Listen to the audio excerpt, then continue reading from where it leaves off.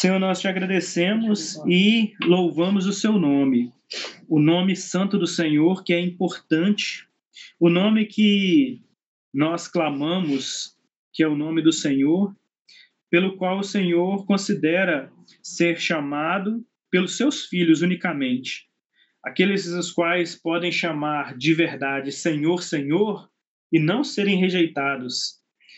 Ó Pai, nós, como filhos do Senhor, podemos chamar o Senhor de nosso Senhor e honrar esse nome com os nossos corações, Pai. Sabendo e confiando que o Senhor, naquele dia, nos ouvirá e dirá que nos conhece.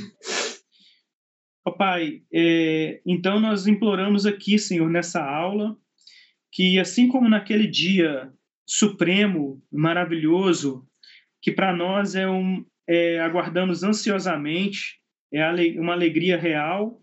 Nós imploramos, Senhor, que essa alegria seja compartilhada aqui agora e que nós possamos compartilhar, Senhor, dessa mesma realidade, a qual nós podemos chamar o seu nome para essa aula. Clamar o nome do Senhor para que nos abençoe nessa aula. Que o Senhor abençoe a tua palavra em nossos corações. Porque a tua palavra, Senhor, ela é bendita. E nesse mundo de maldições sem fim, a tua palavra é a bênção que transforma os corações de maneira milagrosa contra qualquer intuição das pessoas que imaginam que um milagre ou uma ação sobrenatural do Senhor, extra especial, seria suficiente para convencer. Nós não, nós estamos meditando na tua palavra, porque acreditamos, Senhor, que a tua palavra é o poder do Senhor, é um milagre, é uma ação sobrenatural e que pode nos convencer. Então, Senhor, nós imploramos que a tua palavra seja abençoada em nossos corações, em nossas mentes, que são falhas, carnais e más. Mas podemos confiar que o Senhor pode converter nossos corações aqui hoje. E é nisso que confiamos, Senhor, do seu poder e da tua palavra.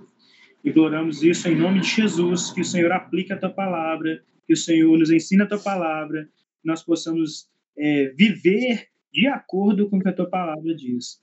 Em nome de Jesus, amém. Imploramos. Amém.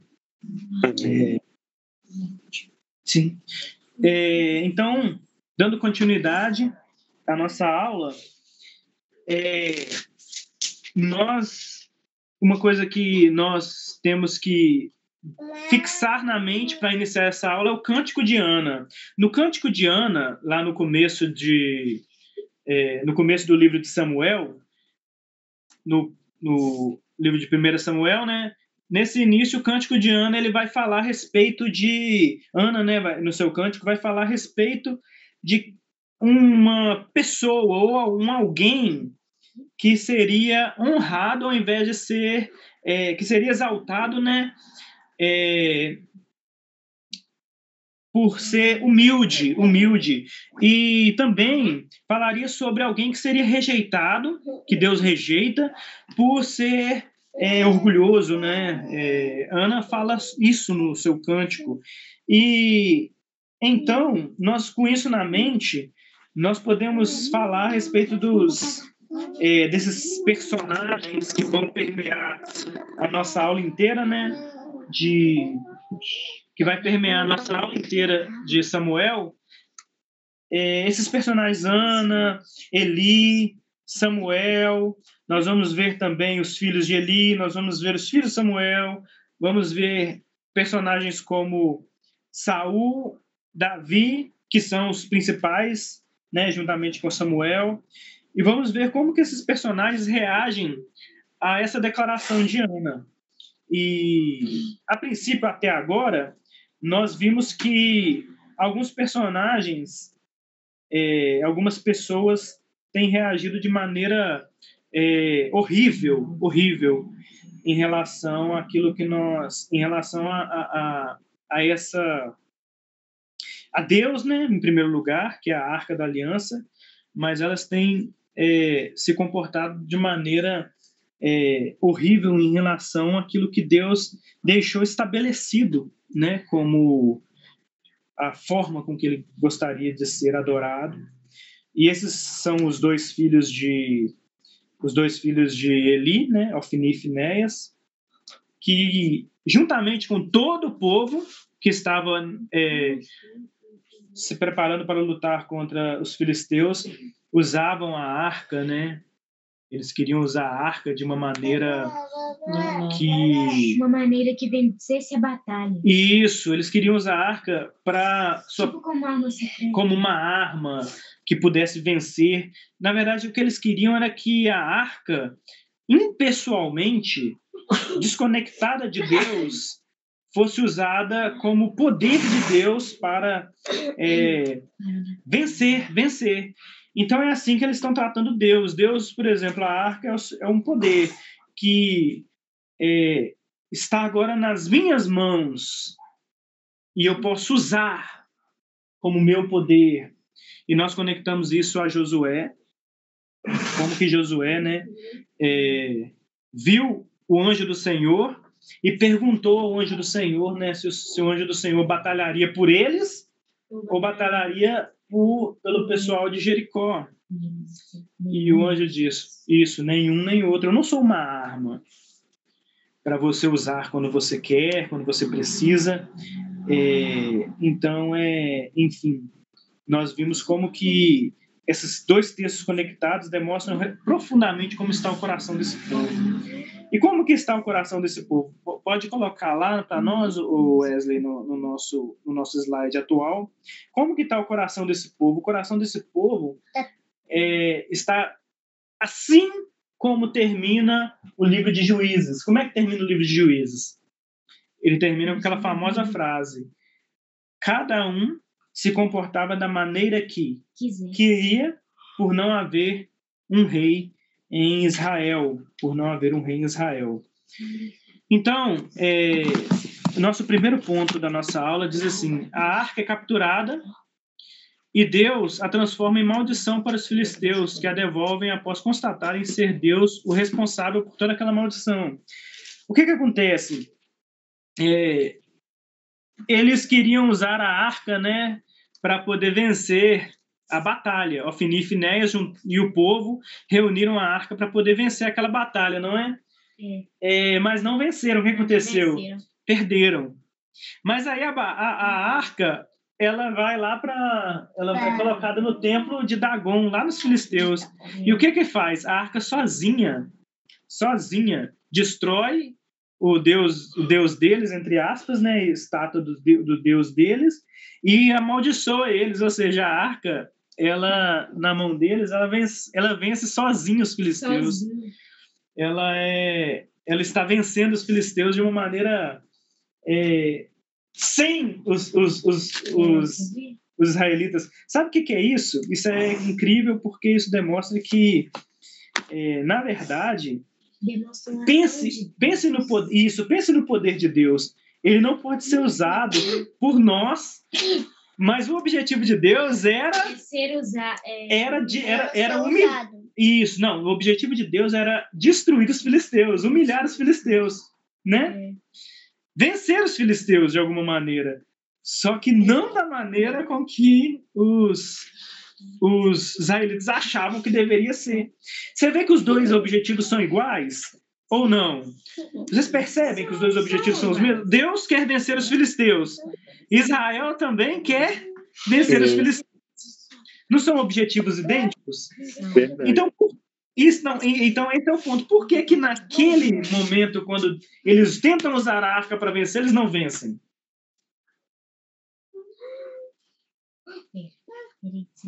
Porque eles estavam utilizando Deus, como você disse, só como um instrumento para vencer. E não mesmo adorando Deus como Deus gostaria não. Deus ordenou que fosse adorado, né, e utilizado. Sim, eles estavam fazendo aquilo que Josué tentou fazer de certa forma, ou perguntou ao anjo que poderia ser usado. Então, um anjo de batalha, né? Você é um anjo de guerra. Você vai lutar por nós ou vai lutar por eles? Então, Josué, já pensou, Josué vira e fala, o anjo vira e fala: eu vou lutar por você. Aí Josué vira e fala, ótimo, tem uma arma de batalha. Mas não é isso que acontece, né? O que acontece é que, como o Wesley falou, nós devemos ser usados por Deus para a adoração do próprio Deus e para a glorificação do próprio Deus e para abençoar a terra, seja isso nessa batalha, e não o contrário, né? Não o contrário. Ok, vamos continuar então? Sim. Deus usa Samuel para reavivar Israel. Isso num pequeno trecho, logo após essa grande maldição que acontece, e os filisteus devolverem a arca, como nós dissemos, eles devolvem a arca para Israel. Ela vai ficar na casa de não, não, na casa de Dagon, não. Vocês lembram o nome de quem que a arca vai ficar? Lembro só do Obed-Edom, mas fica na casa de outro antes, né? Antes disso, fica na casa de outra pessoa. Eu lembro. Me perdoem, esqueci agora na casa de quem fica. A Larissa trouxe aqui na Bíblia, ela fica em Bet-Semes, né? E depois ela vai para Kiriat Jearim. Ela fica em algum lugar, eu não lembro o nome, eu não vou lembrar agora. E após isso,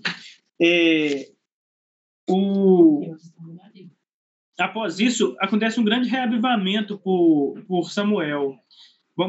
Pode avançar, Wesley, por favor. Então, logo após esse avivamento, né, o povo exige um rei após perceberem que os filhos de Samuel não seguiram seus passos. O que acontece é o seguinte: o povo de Israel, depois de ao perceberem que os filhos de Samuel estavam se comportando mal, eles não estavam sendo como Samuel era, eles exigem um rei, né? Um rei para governá-los. Uma das razões pelas quais eles vão pedir esse rei é pelo fato de que eles estavam vendo que eles estavam ficando para trás ante as nações que existiam. Como assim? Eles eram ainda tribo, e todos aqueles povos daquelas nações ainda já haviam se tornado, né, nações com reis, já haviam nações que eram impérios, né, governadas por imperadores. Então, o que eles fazem? Eles vão e pedem um rei. E esse rei vai funcionar dessa maneira para eles. Vai atender ao quê? Qual a necessidade deles de terem um rei? Não é a necessidade pela qual os juízes estavam estabelecendo. Os juízes estabeleceram um rei, a necessidade de um rei, para governar o povo de uma maneira que eu vou explicar, a gente vai comentar um pouco mais à frente, mas eles não estavam querendo ser governados da maneira que os filisteus, da maneira que os juízes, né, o livro de Juízes queria. Então, eles queriam, na verdade, só se secularizar, né? Eles queriam parecer com as nações em volta, eles queriam modernizar a maneira com que eles estavam... Eles queriam se parecer com eles. Eles queriam parecer com os outros, mas eles queriam, na verdade, secularizar, ficarem modernos, né? Serem governados por um rei. Não uma unificação, alguma coisa assim. Pode colocar para nós na próxima, por favor, Wesley. Avançar. O povo rejeita a Deus em 3 estágios. Né? Sim, isso. O próximo o povo rejeita a Deus através de 3 estágios. Que eu não tá isso. Primeiro, eles rejeitam a Deus como juiz. Ou seja, eles se reúnem e se aconselham. O que acontece é que, antes de chegarem ao pedido até Samuel, eles já haviam se reunido e tomado a decisão. E Deus, o próprio Samuel, vai ficar com raiva, né, irado com o que aconteceu. Samuel ele fica de fato irado com o que aconteceu e pede a Deus e vai orar a Deus. E Deus fala: não fique irado com eles, porque eles rejeitaram na verdade a mim. Quando eles rejeitaram você, eles rejeitaram a mim. Então eles rejeitam em três estágios. Eles rejeitam a Deus. Eles rejeitam a Deus como juiz, né? Que agora eles se aconselham por conta própria, eles não precisam do conselho de Deus. Eles rejeitam a Deus como profeta, por rejeitarem Samuel, né, como profeta, porque Samuel vai profetizar a respeito das condições pelas quais eles poderiam ter o seu rei. Só que eles dizem: não, o rei não será dessa maneira, mas nós vamos ter um rei. Não será da maneira que você está estabelecendo, mas nós teremos um rei. E depois eles rejeitam como sacerdote. Samuel orou ao Senhor, certo? Sim. E falou com Deus a respeito de como seria o rei. Como será o rei? E eles oraram ao Senhor. Então Samuel ofereceu ofereceu o serviço de sacerdócio, mas eles rejeitaram a oração ou a forma com que Deus estabeleceu. Então Deus estabelece condições, né, para o Messias. E isso aqui nós meio que mesclamos, né, dentro daquilo da rejeição de Deus, da rejeição a Deus que o povo de Israel, que ainda era uma tribo, fez, né? Deus estabeleceu as condições para um rei, para um Messias, e uma profecia de um rei abusivo. Só que esse rei, quando ele é trabalhado, ele estabelece um contexto para um rei messiânico, né? Mas ele também faz uma espécie de profecia de um rei abusivo, um rei que exigiria muito de Israel. E Israel rejeita essas condições. A questão importante aqui a estabelecer, meus irmãos, é que quando Samuel faz essa profecia, não cabia a eles rejeitá-la ou não, sabe? Quando eles disseram: não será assim, mas teremos um rei, eles vão ter um rei daquele jeito que eles rejeitaram, porque o rei já estava profetizado, né? Então, no próximo ponto, nós temos agora o nosso rei. Finalmente aparece essa figura que é importantíssima para a compreensão de toda a história do livro de Samuel. Saul é ungido rei de forma milagrosa. Bem ou mal, né? O povo está satisfeito por sua beleza. Isso é bom ou ruim, esse estabelecimento de Saul como um rei? Saul, ele é ungido rei. E isso nós vamos descobrir ao ler o livro se é uma coisa ruim ou uma coisa boa. Por que eu falo isso? Olha só, eu trabalhei como um trabalho, né, de certa forma, como presbítero durante algum tempo. E durante o meu tempo de presbítero, os irmãos sabem que muitas decisões são tomadas. E certa vez uma pessoa me perguntou, assim, antes de tomar uma decisão, ela perguntou assim: você sabe que nós vamos tomar uma decisão. A decisão que for tomada é a decisão que Deus quer. Nós confiamos na soberania de Deus. Ou seja, a decisão que tomarmos aqui, quer você aceite ou rejeite, quer você vote contra ou vote a favor, no caso eu estava votando contra, a pessoa falou assim: essa decisão será a decisão de Deus. E aí eu fiz essa pergunta foi bem colocada nesse ponto. Então, essa decisão de Deus é boa ou ruim? Eu faço essa pergunta para nós. Vamos lá, vamos raciocinar. Se Saul, dentro do contexto de quem Saul foi e da forma com que ele terminou a sua vida, foi bom ou ruim? Mas bom, para responder essa pergunta seria avançar um pouco mais na história, né? Vamos avançar um pouco mais e a gente pode responder. o fato é, o povo está satisfeito pela aparência dele. O povo está satisfeito pela aparência que Saul tinha.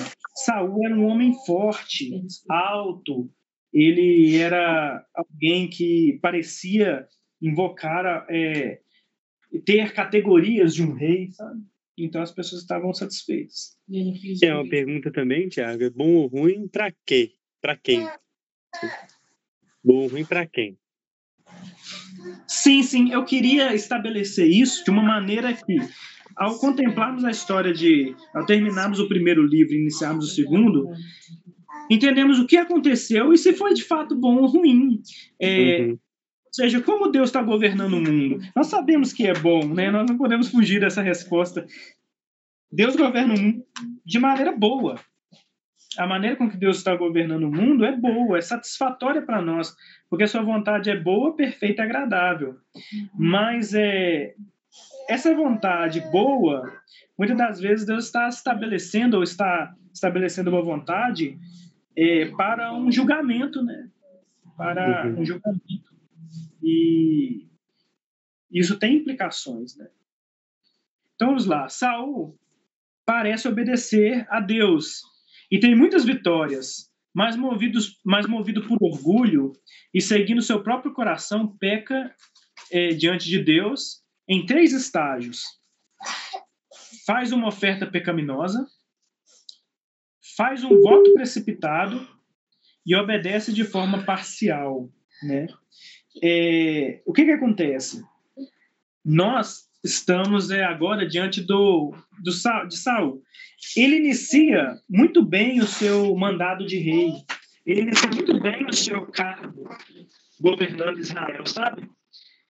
Mas logo já nesse início, você percebe que as vitórias que ele tem, a forma que ele tem governado, ele tem muitas vitórias, né? É tudo movido por orgulho. Ou seja, ele está sempre vencendo, seguindo o seu próprio coração. Sim. E ele parece iniciar bem, mas tudo que ele faz é para a sua própria causa. É para a sua própria causa, é para a sua própria vontade. Então, funciona assim, é como se estivéssemos voltando ao início, quando Ofni e Finéias usou a arca para tentar vencer e perdeu. É como se Deus estivesse dando a eles aquilo que eles querem. Ou seja, eles acreditavam que agora não é mais uma arca, mas o que faz eles avançarem? Ou seja, o que faria eles vencerem os filisteus? Não era a arca naquele momento? Mas agora eles não têm a arca, né? Então agora o que eles pensam? Então agora queremos um rei. Um rei que vá diante de nós e vença nossas batalhas. Estamos sem Deus. Estamos sem a arca de Deus. Estamos sem Deus presente no meio de nós, que era o que simbolizava a arca, né? Nós falamos que não de forma... não é que Deus morava na arca, nada pode segurar Deus, né? A essência de Deus. Mas agora nós não temos o Deus, que era a arca para eles, né? Eles também não tem problema, desde que nós tenhamos um rei que vença as nossas batalhas. Então Deus faz isso. Isso mostra a motivação deles lá na época, né? Na época que eles escolheram o seu rei, né? Nas 2 épocas, na verdade. E, né? Na do campo de batalha lá, que realmente a motivação não era a glória de Deus, porque eles perderam a arca. E aí? Ficaram tristes, prantearam, mas porque eles acharam que iam ser destruídos agora. Mas não. Tudo pareceu estar bem, né? Tudo pareceu estar bem, e agora eles só precisavam de substituir esse amuleto por outro, né? Por outro, agora nós temos um Saul, que é um outro amuleto, é uma nova arca, né? Vence as batalhas, e esse é bom, que ele vai vencendo as batalhas, não interessa a motivação dele.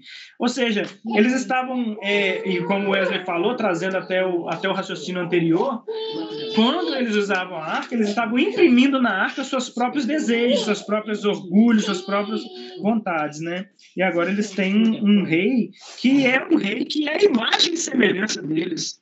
A imagem e semelhança deles, né? E então Saul faz essas 3 coisas. ele faz uma oferta pecaminosa, um voto precipitado e obedece de forma parcial. Essa oferta pecaminosa foi porque Samuel demorou para chegar, Samuel ia chegar para poder sacrificar por eles, né, prestar um sacrifício a Deus por eles. Só como um sacrifício a Deus, oferecer uma oferta a Deus, né? Só que como Samuel demorou a chegar, ele vai lá e faz a sua própria oferta. Ele mesmo age como Saul age como um sacerdote. Ou seja, esse rei, ele está... Nós sabemos que nós vamos... que o rei aguardado seria um sacerdote, né, Wesley? Nosso rei aguardado, o rei messiânico, seria um sacerdote. Mas agora, esse Saul não. Ele não faz isso como o nosso sacerdote fez por nós, ou fará por nós no futuro, né? Ele faz isso com seu próprio orgulho, e ele não tem esse direito. Não é assim, que Deus não estabeleceu ele para isso. Ele faz um voto precipitado quando ele está perdendo uma batalha, perseguindo o inimigo, ele faz um voto precipitado, ele fala que ninguém vai poder comer e tal, mais ou menos essa história, mas ele obedece de forma parcial. Ele obedece de forma parcial. E o que acontece? O que acontece é que Samuel vai falar com ele uma coisa que eu acho que é muito importante, né? Que é assim, Samuel vai chegar para ele e ele vai dizer para Samuel, olha, Samuel, sacrifiquei, eu fiz o que é bom. Ele vai falar isso como se fosse uma coisa boa. E Samuel vai falar para ele, você escutou, né? Mas você não ouviu a Deus. E o ouvir é o Shema, né? Ou seja, você não obedeceu. Aí Samuel vai falar para ele assim, obedecer é melhor do que sacrificar. Obedecer nesse caso, Deus dá a ordem de destruírem tudo, né? Sim. Matar o rei e destruírem tudo, não pegar despojos nenhum. E aí ele poupa o rei, faz lá do rei um escravo, corta os dedos dele, né? Sim. E deixa ele lá como escravo e pega despojos de guerra. E aí ele pega desobedecendo esses despojos, e quando Samuel vai falar com ele, ele fala, não, mas eu ofereci, eu dei dízimo, eu sacrifiquei, né? Como se recebesse desordenadamente o dinheiro, e fala, não, mas eu dei a parte de Deus, está resolvido. Eu dei a parte de Deus, né? Eu sacrifiquei, eu peguei os bezerros e sacrifiquei. Pronto, está resolvido. Minha desobediência foi... Essa é a grande questão, né? Muito bem colocada, da maneira que você colocou, Wesley, muito bem colocada. Como hoje, né? As pessoas, hoje em dia, as pessoas acham que continua da mesma maneira, né? Cursos e a verdade tem sido deixado de lado, mas o importante é lucrar, né? Dar alguma coisa ao Senhor, seja ela uma oferta, esperando alguém em troca.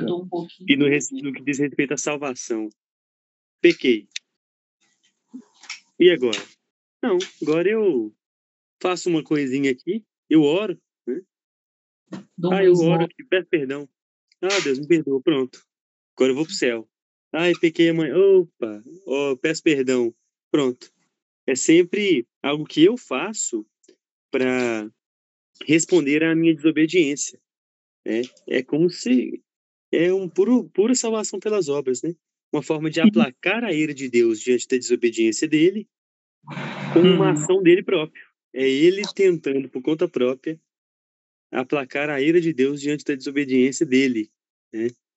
Ele estava falando que ele não precisava de um sacerdote, de um mediador. Ele mesmo mediaria sua situação de desobediência com Deus, né? Faz sentido? Faz dentro do que você está falando, por exemplo, na questão da salvação, fica mais, deixa a questão até mais complexa, né? E traz um tom de profundidade para a questão. Olha só,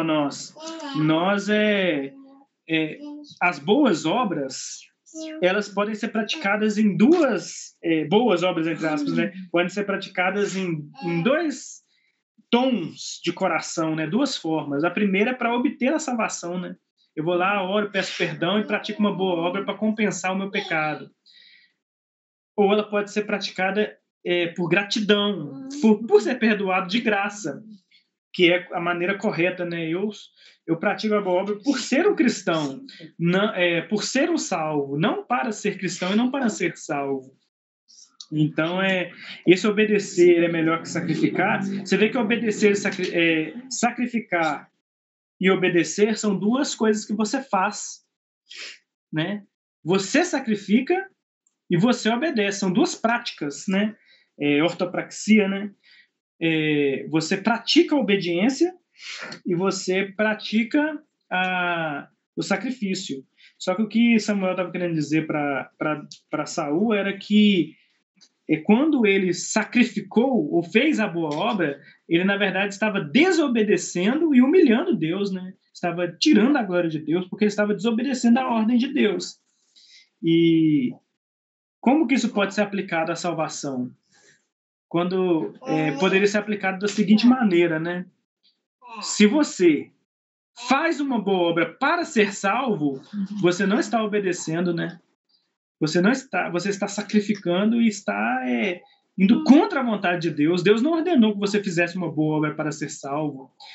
Deus não estabeleceu que você deveria praticar uma boa obra para ser salvo. Então, se você está fazendo isso, você não está obedecendo, apesar de estar fazendo uma boa obra, né? Certo? Deu para entender? Sim. Então, vamos avançar. Então, logo após isso, Deus rejeita Saul, né, e manda Samuel ungir Davi. E como o povo, Samuel, né, ele olha a aparência de Davi, né? Ele olha a aparência de Davi. Ele chega lá e nós conhecemos a história. Ele vai passando por todos os irmãos, olhando qual que era o mais pretendido, né, mais bonito para ser rei. Tá como o povo olhando a aparência, né? Então, ou seja, nós podemos colocar uma categoria aqui que talvez Samuel fosse o mais próximo de Moisés, né? Ou em obediência, na maneira com que, sendo um profeta, da maneira sendo usado por Deus, né? Mas nós vemos como que ele é igual, como que Deus estabelece ele igual a todo mundo, né? Igual a pessoas comuns. Olha o paralelo que eu fiz aí.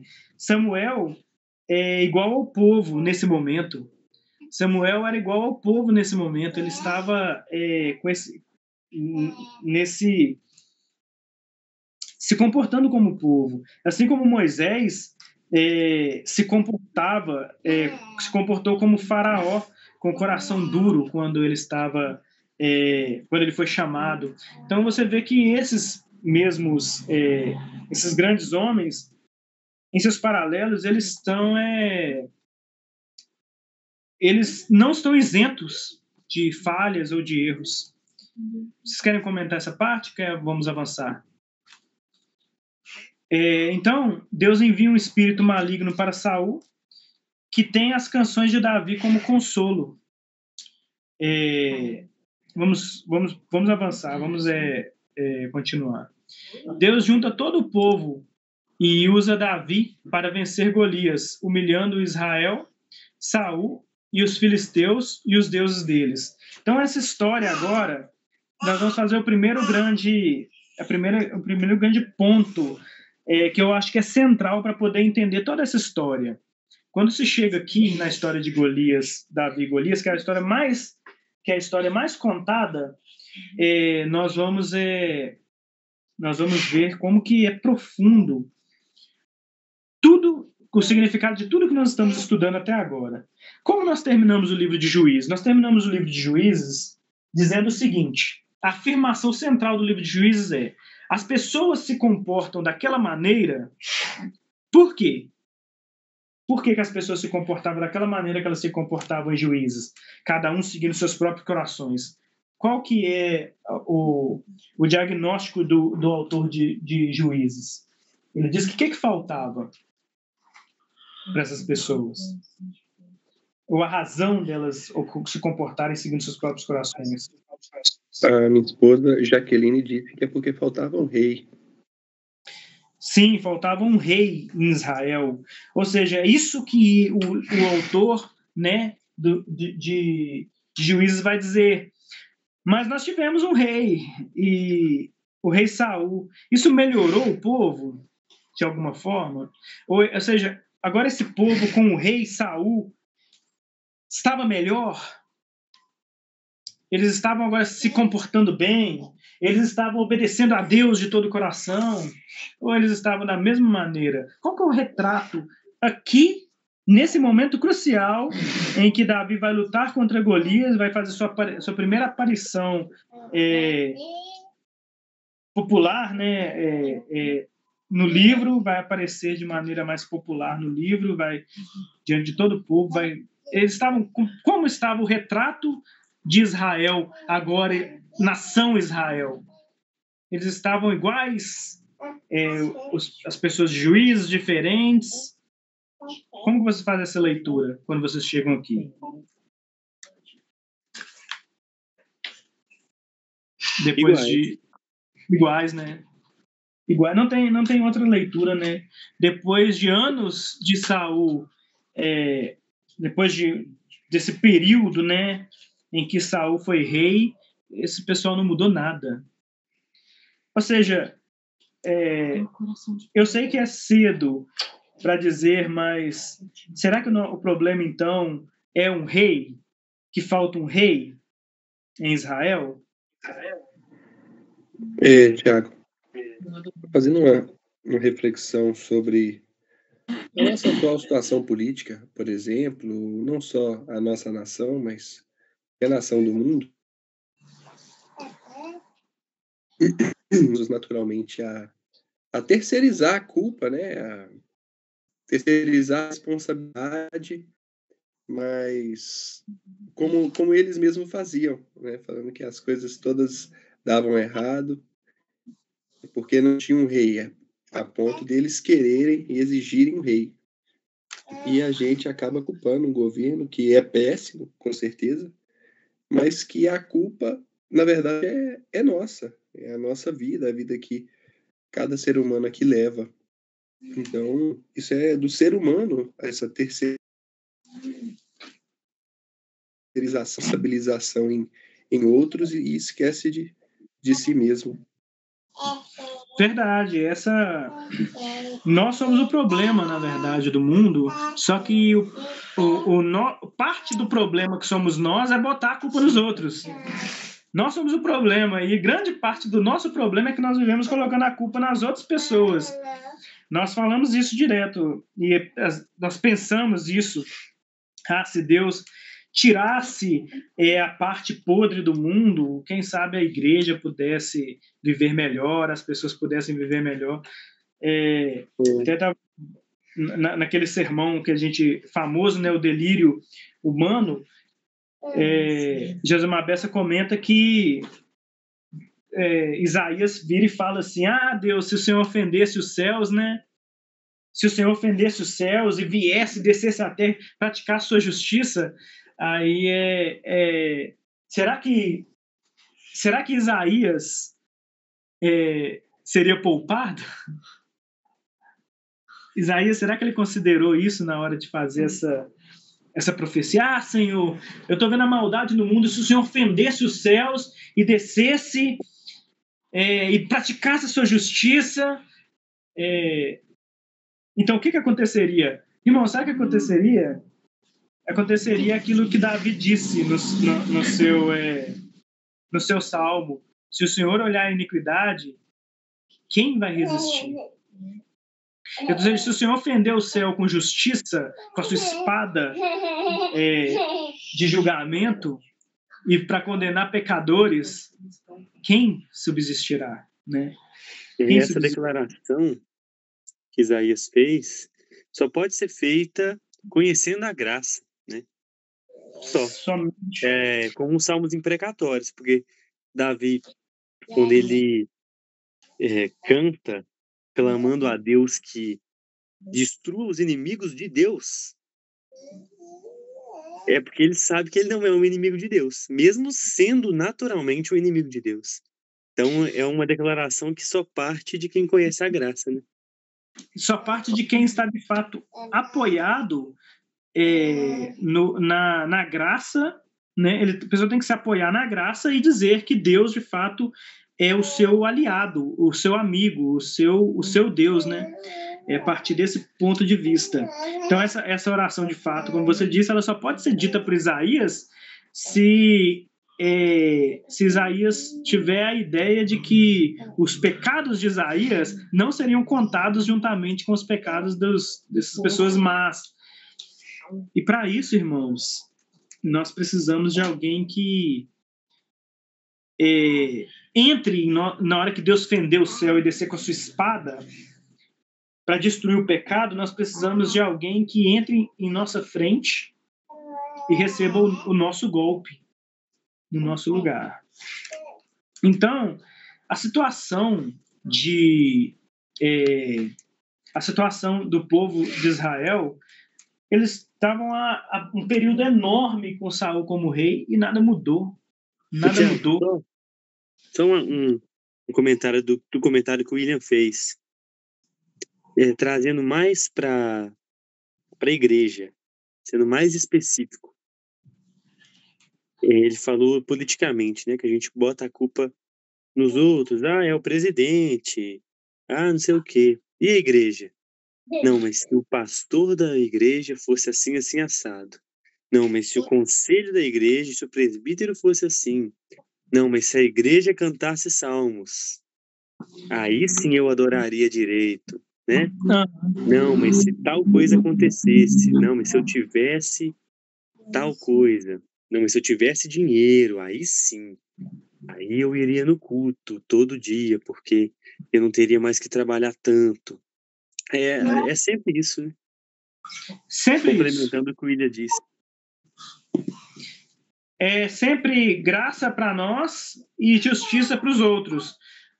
Ou seja, é sempre assim: Deus, o meu problema é que isso está acontecendo comigo.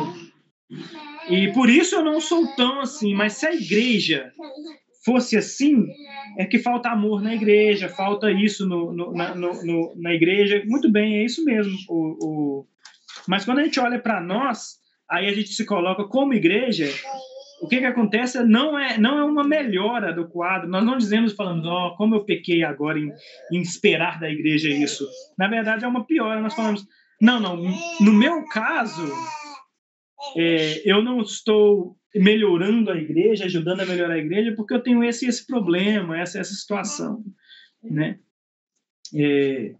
Ou seja, Deus deve olhar para mim com graça. Mas para a igreja em si, com certeza aquele irmão lá não está indo na igreja é porque ele não quer glorificar Deus, ele está perdido no mundo, isso e aquilo.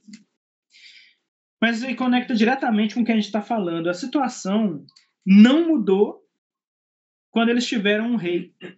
E o que acontece?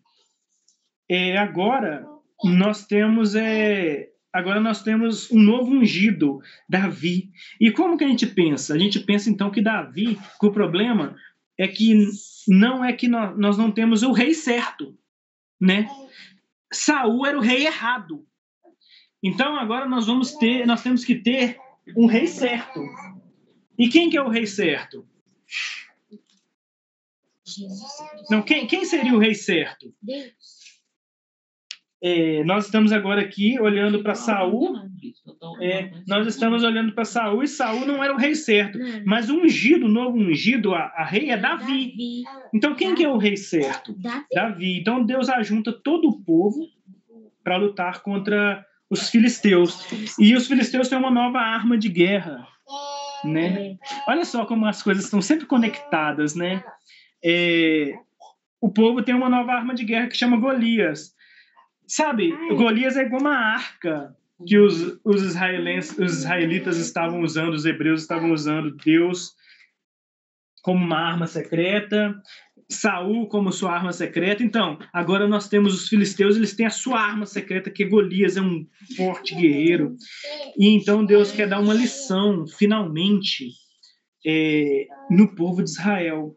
E qual que é a lição? A lição é que ele pega Davi, leva Davi até o campo de batalha, e Davi, ele é um menino, um adolescente fraco, que não tem experiência em batalha, e Davi vai ser usado para poder vencer Golias. E como que isso é ensinado nas escolas e nas músicas e nas escolas dominicais para as crianças e nas pregações de hoje em dia? As pregações, as escolas, as musiquinhas infantis sempre estão dizendo a mesma coisa, que na verdade Golias é um problema e que você pode ser como Davi se Deus estiver do seu lado. Você pode derrotar o seu problema se Deus estiver com você. Você pode... se Deus estiver com você, você verá Golias e você derrotará Golias. Não é assim que é ensinado? Mas, irmãos, é o mesmo problema. Por quê? Presta atenção, Miguel. A arca estava sendo usada da mesma maneira. Se você tiver a arca do seu lado, Deus estará do seu lado e você vencerá os filisteus. Se nós tivermos um rei do nosso lado, Saul, Deus usará esse rei para vencer os filisteus. E agora, eles ensinam a mesma coisa com Davi. Então, Davi é pequeno, mas se Deus estiver do seu lado, Davi, você consegue vencer os Golias. Você vê que nesse momento, eles estão usando as mesmas características, categorias para poder aplicar na história infantil. Eles parecem que não leram. As pessoas parecem que não estão lendo a história. Elas não estão vendo o ponto central. O que Deus quer fazer aqui é humilhar Israel. Deus quer humilhar Saul. Deus quer humilhar os filisteus. Deus quer humilhar os deuses que nem existem dos filisteus. Por quê? Como? Mostrando que não é Deus juntamente com Israel que vai vencer. Quem está vencendo é Deus. Na verdade, o que Davi vai dizer? Davi vai dizer assim: você vem afrontar o Deus de Israel, eu venho glorificar o Deus de Israel. Eu vou para cima de você com o poder de Deus, mas não da maneira com que você, Golias, se apresentou como uma arma de guerra. Eu não sou uma arma de guerra. Eu sou o oposto, eu sou uma criança. Eu sou um nada, um adolescente. Eu nem sou um guerreiro, mas eu sei que Deus vai te vencer. Eu vim glorificar a Deus com essa batalha. Eu vim aqui, nessa batalha, exaltar o nome de Deus. E não usar Deus como um poder para vencer Golias. Você vê que tudo nessa batalha está demonstrando que, na verdade, você tem que estar em Deus. Protegido em Deus e de acordo com a vontade de Deus. Você tem que ser alguém que está sendo o oposto de usar Deus, mas está sendo usado por Deus. Alguém que está com os mesmos objetivos.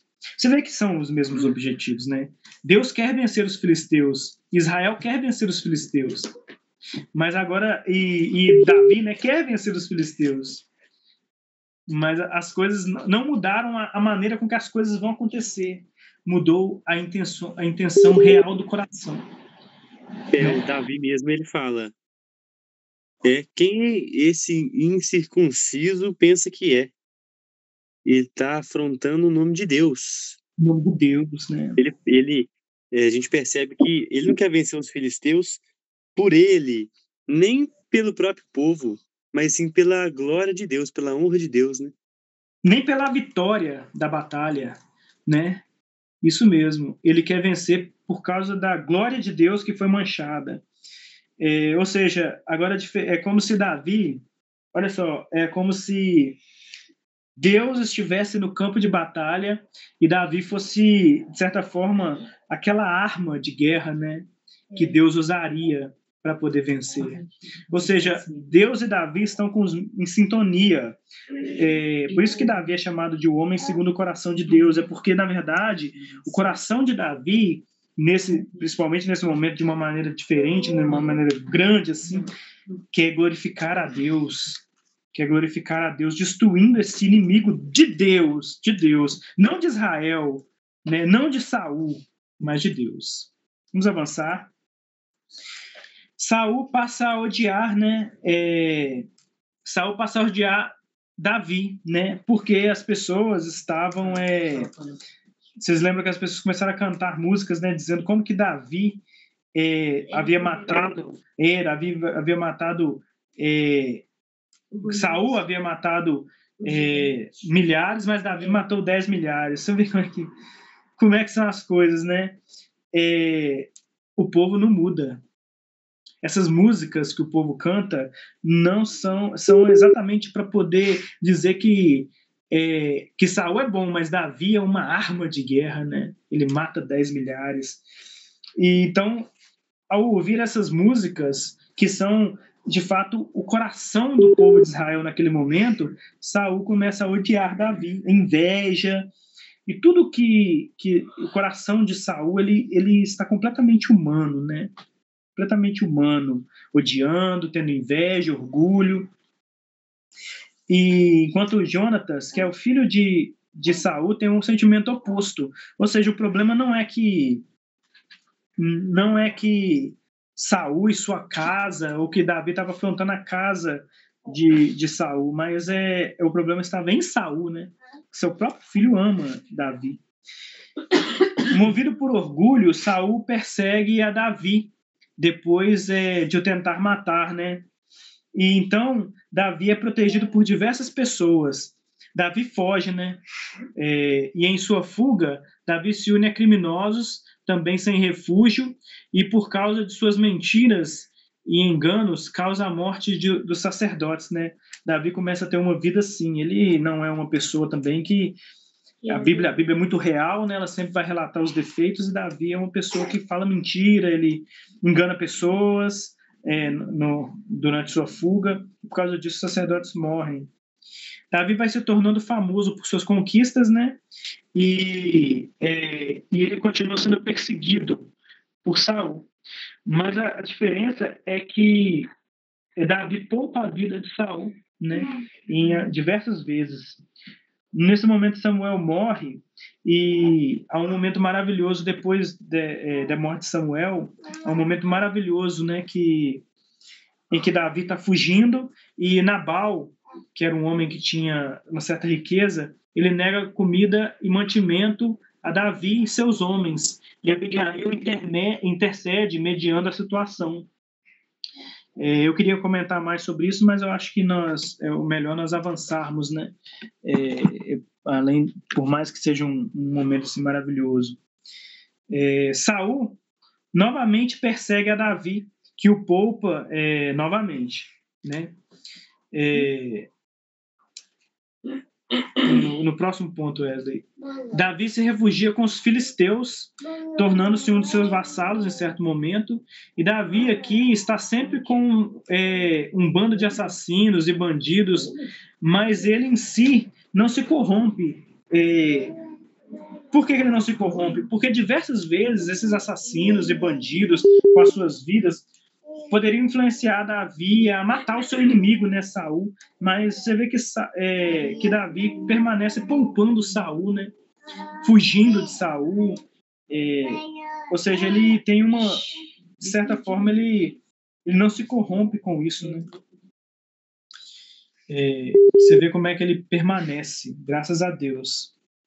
Nesse momento da vida de Davi, é o momento em que ele mais produz salmos, e o momento que ele mais produz conteúdo para os salmos que nós lemos. É um momento maravilhoso.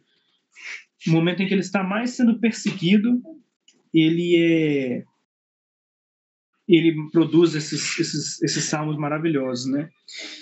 Então, enquanto Davi, com um bando de assassinos e criminosos, não se corrompe, Saul era a própria corrupção do exército de Israel, né? O exército santo de Israel, Saul vai levando esse exército a buscar Davi de uma maneira corrupta, né? Porque o exército de Israel agora persegue Davi por causa do orgulho de Saul.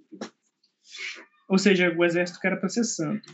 Saul começa a ficar apavorado em um momento e consulta uma médium. Essa médium uma médium, que uma pessoa que consulta mortos, né?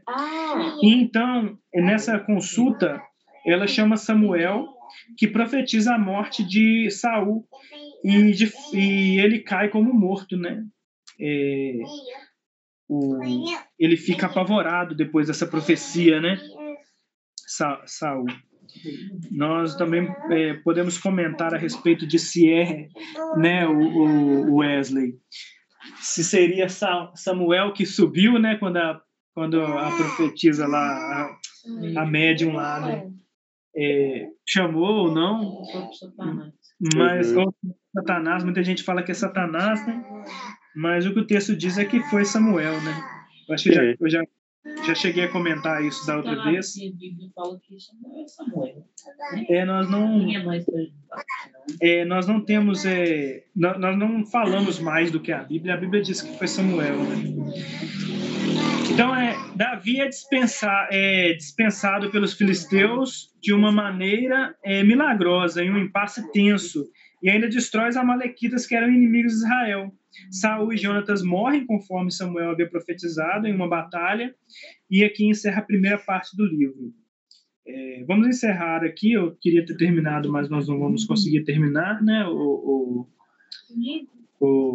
Wesley. Mas vamos encerrar aqui com uma reflexão. A reflexão que eu queria trazer para nós hoje, para nós encerrarmos, para nós ficarmos com alguma coisa meditando dentro de todo esse mente, né, diante de todo esse livro até agora, esse ponto central que eu trouxe.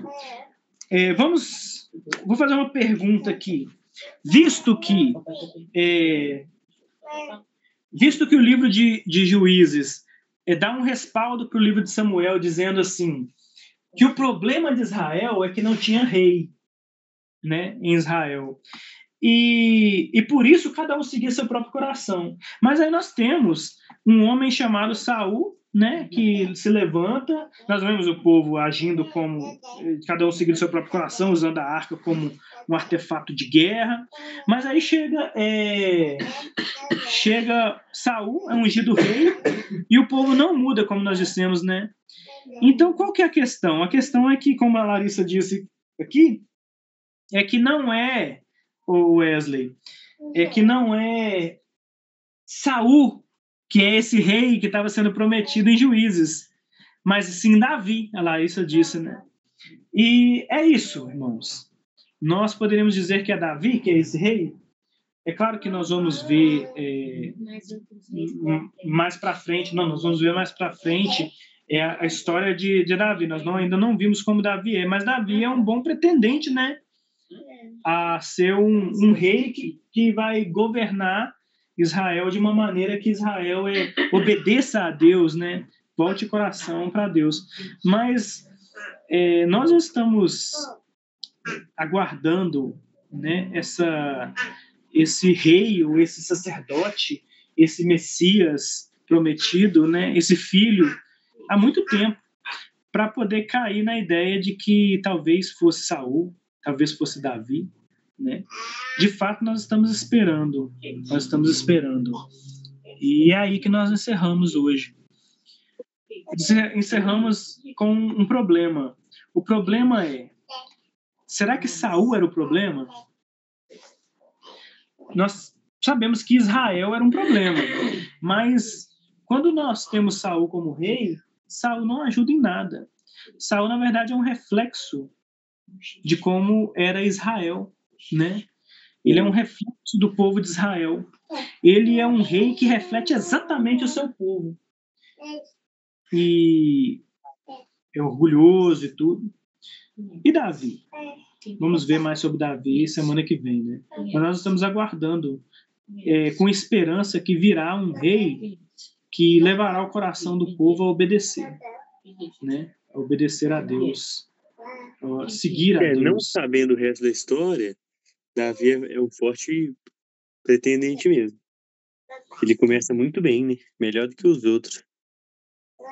Na verdade, ele tá bom, né? Até aqui ele está indo bem.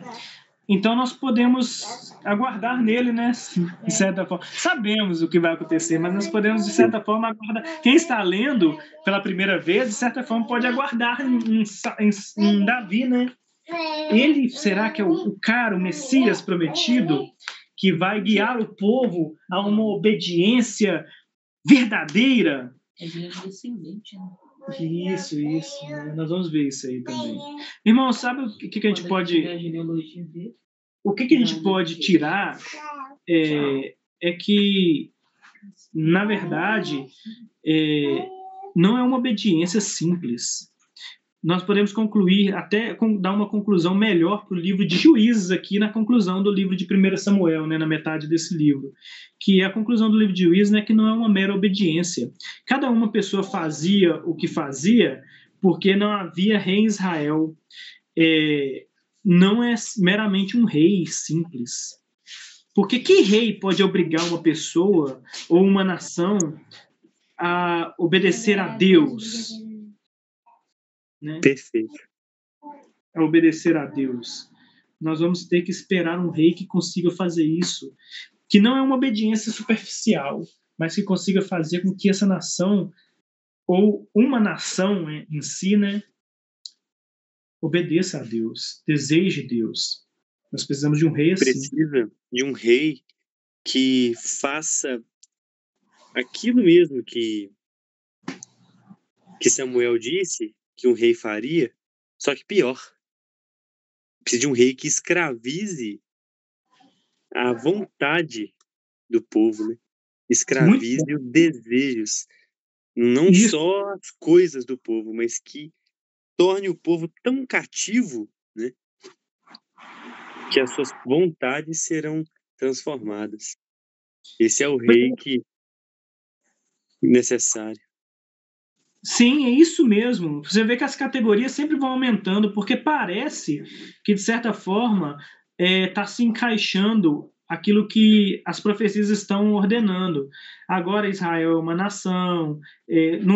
Deus não tinha prometido através de Moisés que um dia, quando eles herdassem a terra, estivessem na terra, eles teriam um rei. Então, eles têm rei, eles têm a terra prometida, eles estão vencendo suas batalhas, mas não muda o coração.